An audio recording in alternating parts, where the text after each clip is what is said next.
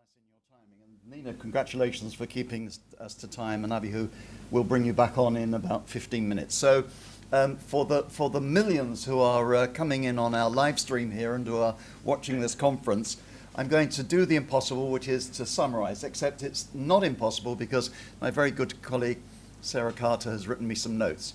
So if you like it, please thank her. If you don't like it, well. Anyway, so our wonderful conference today, our first of the New Directions conferences, but certainly not the last, has looked at many aspects of how innovation meets regulation. And our very good friend Agnieszka Buksevich this morning talked about Brexit, which of course is very close to the heart and apparently the wallets of we British people. The main theme, says Agnieszka, is the uncertainty, which I think we all know, we all suffer from, about the Brexit deal that we'll reach. As far as the pharmaceutical market is concerned, we don't entirely know what the outcome will be, except this is an unprecedented event. Whether we have a hard or a soft Brexit is definitely going to cost the pharmaceutical industry dear, and not just the British pharmaceutical industry, which sends 45 million patient packs per month to the EU, but the reverse traffic of the 37 million packs per month that come from the EU into the UK. So both parties will be impacted. In anticipation of this, pharmaceutical companies have already started to stockpile medicinal supplies. And the highlight of Agnieszka's presentation was, it's a divorce costs, and it hurts. I just hope that there's an upside to divorce when we British are standing naked in the cold.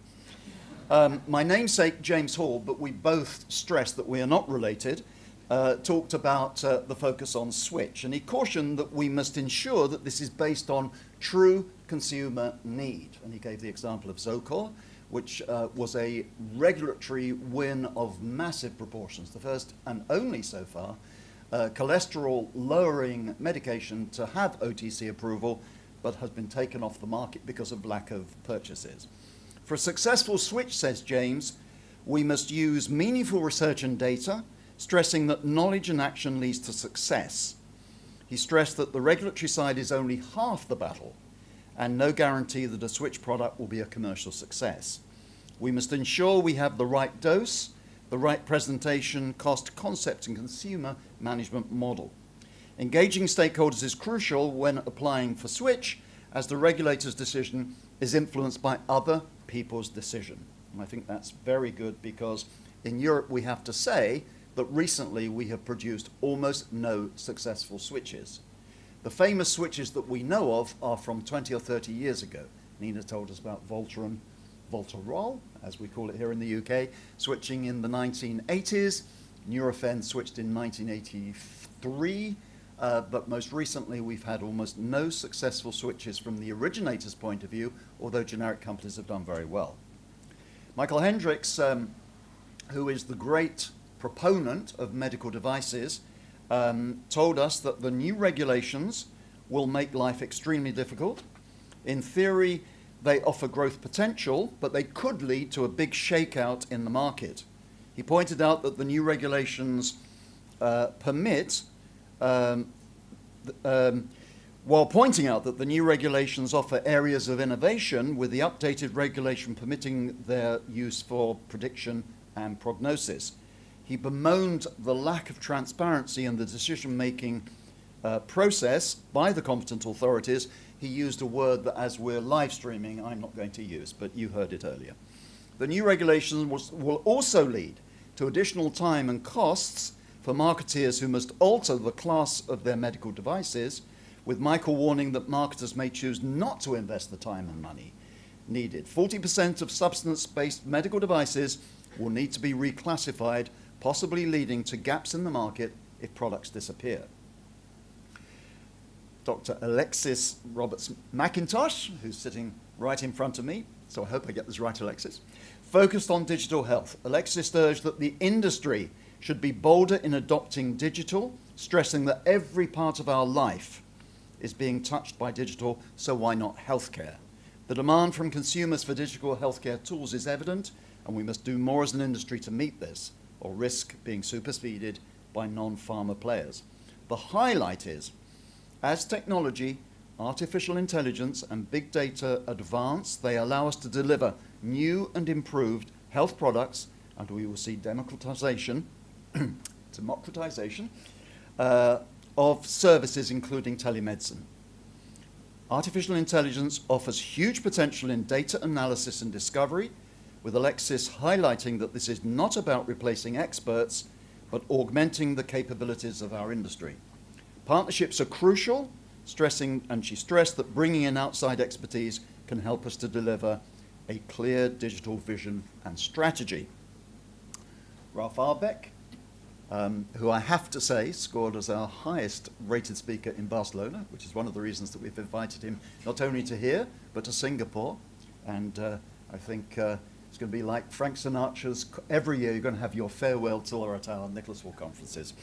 But Ralph, as always, gave us a very stimulating presentation. He said that we need to shift the paradigm and put the consumer at the heart of innovation, and gave us very many examples of how that's been done well and not so well. Using consumer insights to understand underlying behaviors, motivations, and emotion, which allows us to generate meaningful innovation, which will deliver sustainable growth and build trust with our consumers. Now, our very good friend Marco Friani from Angelini gave us a very interesting presentation on the role of natural products, where Italy is certainly a leader. Marco told us that focusing on the position and importance of supplements in the consumer healthcare market has led to a rising number of nutraceuticals which are blurring the lines between food and pharma. With Italy the largest food supplements market in Western Europe, Marco explained how national regulations have been used to develop the market at a time when certain EU regulations on food supplements are still yet to be finalized. With significant increases in scientific evidence supporting supplements over the past decade, doctors and pharmacists in Italy are increasingly recommending supplements to consumers. Marco stressed that it is crucial to engage with healthcare professionals to help the supplements category reach its potential and help consumers stay healthy for as long as possible. That's a very good message. Jennifer Cooper, who never ceases to surprise us by bringing new thinking, new information to us, another frequent attender at these meetings, but always with a different message, gave us a very thought-provoking presentation on the role of probiotics. She said there's almost no scientific substantiation for most of the products currently in the market, and that's going to frighten a lot of my clients. And that probiotics have enjoyed a very generous interpretation of safety, with Jennifer predicting there will be a backlash. On the positive side, we are close to overcoming manufacturing hurdles that have stopped us dosing probiotics that are indigenous to the gut, which could lead to significant health benefits. We currently have easily accessible strains, such as those found in food. Jennifer stressed that there are huge potentials for innovation in the probiotics category, both in terms of ingredients, but also application, with categories such as asthma, aging, and skin health. And I don't know if I have it here, but I wrote down, there is no normal. The individual is normal. I think that's a great message for us to take forward, Jennifer, so thank you very much for giving us that lead. Then we had our two presentations on cannabis, which, as I said in my keynote this morning, I think is going to be the mega hit going forward. I think what David has persuaded us is that although we will get there, it will be a very complex journey. It seems to be a circular journey rather than a straight line. So looking at innovation and what it means for OTC, CBD has a solid body of efficacy, providing huge opportunities for the self-care industry, including for sleep, minor pain, and appetite.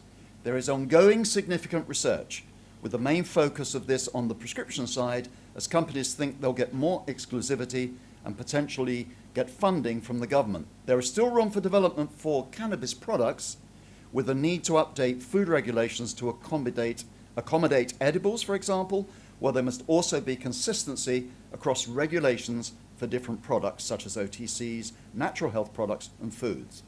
David stressed that it's a very confusing situation. I think you certainly proved that to us.